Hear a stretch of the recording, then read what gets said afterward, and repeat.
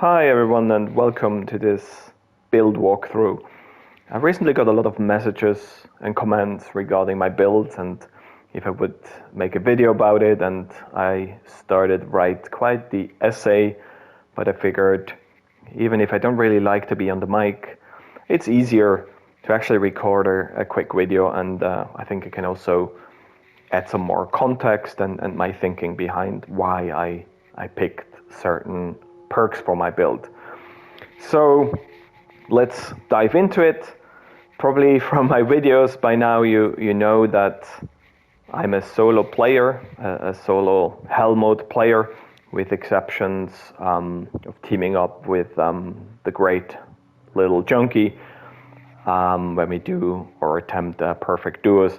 But primarily my build is really perfected in a way, even, or evolved into this survival tool. So in a nutshell, my build is all about survivability.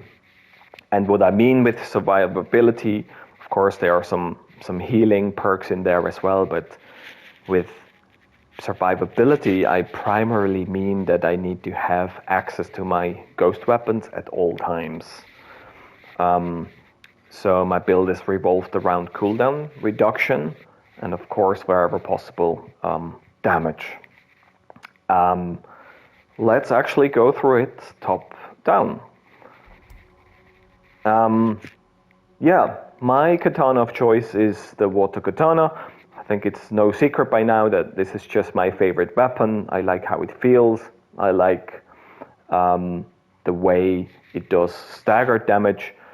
And I think it's also no secret by now that, yeah, this is just my weapon of choice. And I do not prefer to use, let's call them advanced katana fighting stances. So water katana it is.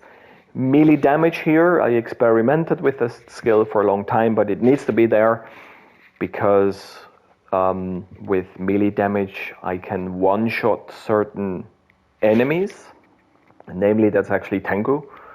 So melee damage needs to be there according to my calculations.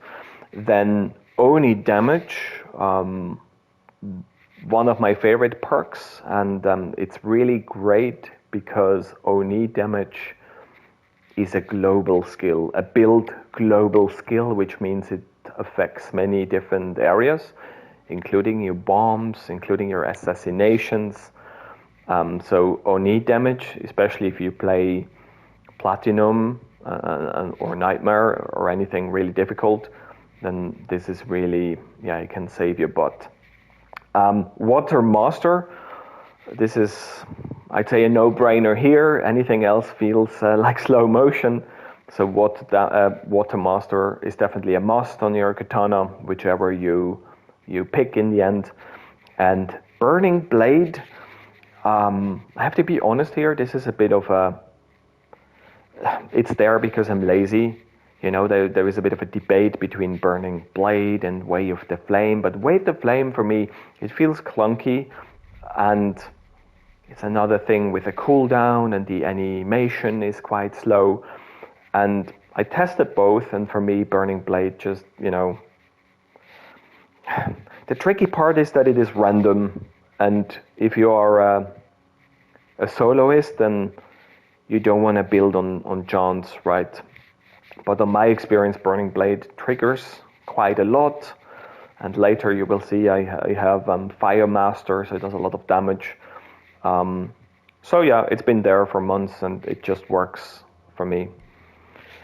Heading over to my ranged weapon of choice, I'm a bomb assassin here, and I would say Forbidden Medicine is really probably one of my favorite weapons because it really allows me to go all in. And you know, especially in my recent playthroughs, I approached a rather aggressive playstyle. It's just fun to go all in, and I enjoy the challenge. And Forbidden Medicine really doesn't just clear a path because it stuns enemies for like a second. It also, it heals me at the same time, especially during poison waves, boss waves. It's really handy. So one of my favorite weapons. Then blast radius has a really big effect. Like I said, I use it. I use the bombs rather strategically and not just to spam, but mainly to clear a path and to stun enemies around me for a second. And think of it like this, that the moment you throw a bomb, you're safe for 1 second. Of course, you need to have your eyes peeled in case the Oni Lord is charging. But this is a bit my concept of the bombs. Throw a bomb, feel safe for like a second. And with blast radius, you extend this kind of safety bubble, if you will. And at the same time, the more enemies are affected through blast radius, the more damage you do, and more damage means more resolve. Then status effect duration. I've actually rather recently changed that from status effect damage. I extended it to status effect duration because I've started using flash bombs, which is a very powerful tool if you play, well, in general, but I play with caltrops these days, so there is fewer moments to hide for me. But with the flash bombs, I can really kind of take a breath, especially if the Tengus are around. And the status effect duration doesn't just prolong burn from fire, but it also prolongs how long enemies are stunned. And I measured it. I can go through 3 Water Master Katana cycles. You know, I think the 5 or 7 hits that you do with the triangle, I can go through 3 while an enemy is stunned. So this is especially powerful when facing an Oni Lord, which you've just stunned through a flash bomb. And yeah, assassin unlock, obviously. Okay, the charm. This is a bit back to the roots. I've discovered the utility charm actually since the release of Legends, because it doesn't have so many perks to level or roll, right? It's rather what's the word? It's an attacking kind of, it's not really a defense charm, it's an attacking charm, but you can see there aren't so many skills to level or reroll, which makes it really handy in comparison with the assassin charm. So some people have asked me why I'm not really using the assassin charm, and first of all, I'm a big fan of fit for purpose in a way that utility charm just does it for me. And second, the assassin charm is quite a pain to reroll the exact skills you need. And second, and this is, I'm not sure if this is widely known, but the utility charm, at least based on my experience, seems to have a higher baseline of resolve gain. Without even having resolve gain equipped or rolled on the charm, the baseline of resolve gain is higher on utility charm than when you compare it with assassin charm. And you can also read it in the description under epic. It says an advanced charm that provides a boost to utility and general properties. So my thesis is that resolve gain is a general property. Now, together with actual resolve gain, the 10%, this is really a powerful tool, and some people have also pointed out in comments that it feels like I constantly have my resolve full, and honestly this is to a large extent because of resolve gain there. Remember the term I used, global skill, a build global skill, so resolve gain affects your katana hits, it affects the bombs, has a huge impact there, by the way, and your assassinations. And again, another global skill, Oni damage. So yes, overall in my build I use 2 Oni damage, which together make really huge impact. Then Fire Master is actually probably one of my most recent changes to my main build. So we talk about my main build here. So before Fire Master there was health increase. Sometimes when I matchmake with randoms just for fun, I replace Fire Master with health increase because I primarily just play Hellmode, and if they get hit and randoms do get hit. I mean, I get hit too, but let's just say the health increase really helps with your survivability. But when I solo or when I play with Junkie, then I'm going for Fire Master, which really has a surprisingly big impact, especially together with Burning Blade, and you will see with the caltrops, which have Fire Up activated. So Fire Master for me made a big difference.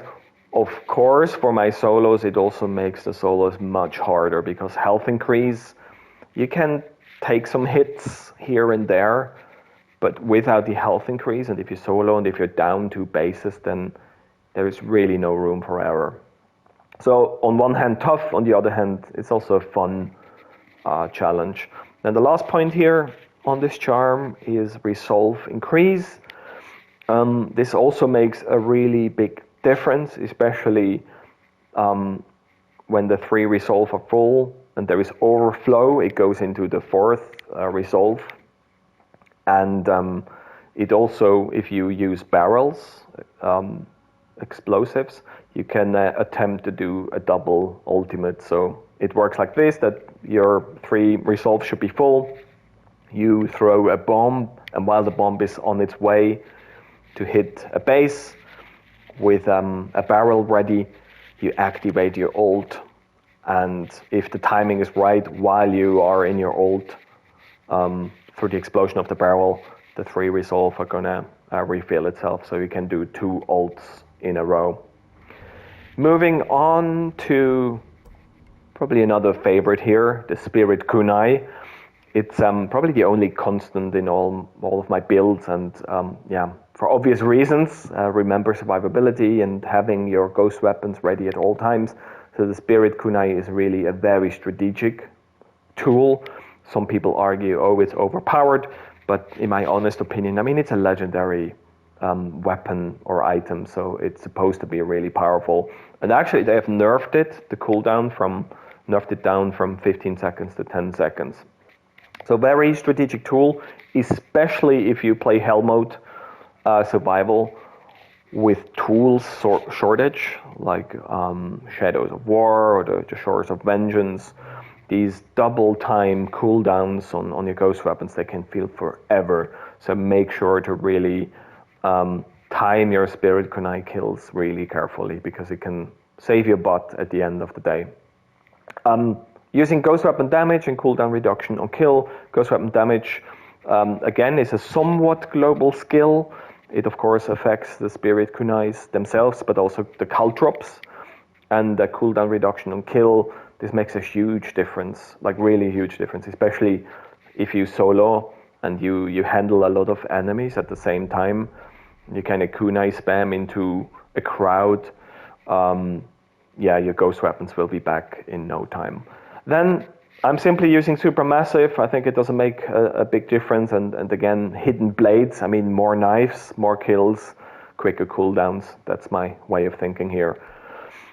Yeah, caltrops. I've used smoke for a long time, and then just for fun, I think it was even with a little junkie, we thought, let's do something without smoke, and I started to use caltrops. And it took me a while to realize that caltrops only have a 90-second cooldown, and remember, it's all about survivability if you're a soloist, and that actually made a huge difference. You know, that coming from smoke with 120 seconds cooldown, going to caltrops with 90 seconds, that's a huge difference. And together with the munitions, you constantly have bombs. Of course, if you time your Spirit Kunai kills really well. And on another note, the caltrops do a lot of damage. I always underestimated them, really. But I tested it. It was a bit clunky at first, but I realized they are very powerful. It's a bit more challenging to play with them because you're constantly exposed to enemies, unless you're in your ultimate or you're banished. But these are really powerful, especially together with Fired Up and Fire Master, you see. I think they are supposed to stack up. I don't know the science behind it, but I think they do. So yeah, caltrops became part of my main build. Again, here is copy-paste the perks from Ghost Weapon. It's, again, Ghost Weapon damage and cooldown reduction on kill. Yeah, I wouldn't really say I have like an alternative version of this build. It's very efficient. It's fun to play. It really, with so much fire damage, you can feel how much damage you do. It's not very, healing focused, although I have 2 healing sources. But without health increase as a soloist, you have to watch your back. But it's really fun to use, and for me, that's the main thing, having fun while playing a challenging game. In terms of techniques, I use the healing, the refreshing banish, and instead of, let me see, I haven't been in this menu for ages. Yeah, critical hit. I removed assassination damage since over a year ago, actually, because for my playstyle it doesn't do much, so obviously I don't need the critical hit or to do extra assassination damage. So extra legendary it is. That one was introduced with a rather recent update. I mean recent, like 1.5 years ago, which made the assassin a little bit more powerful, not in terms of damage, but remember survivability and cooldown. So yeah, don't really need the others for my playstyle. And one of my favorite techniques is actually overshadowed.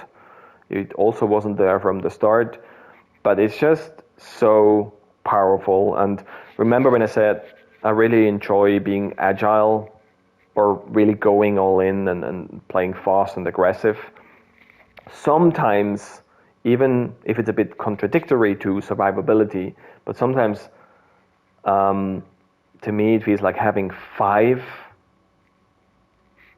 shadow strikes, 3-year-old, it's quite slow.